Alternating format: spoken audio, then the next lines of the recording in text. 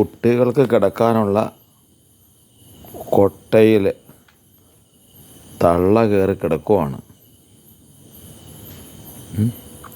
അവർ വളരെ കൂലങ്കക്ഷമായി ആലോചിക്കുവാണ്, ഞാൻ ഇച്ചിരി പാല് കുടിച്ചിട്ട് വരാം, എന്നിട്ട് വേണം ആ കൂട്ടിക്കിടന്ന് കിടന്നുറങ്ങാൻ.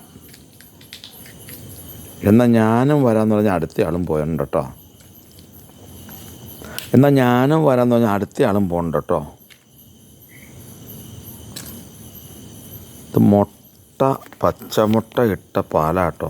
ഇത് കണ്ടില്ലേ, നടുക്കട കണ്ട മുട്ട ഇറങ്ങാണ്ടോ. ഒരു ഏരിയയിൽ നിന്ന് പിടിക്കുവാണ് അവർ. ഞാൻ ഇച്ചിരി മുള്ളിയിട്ട് വരാം. ഇവിടെ പാലുകൂടി,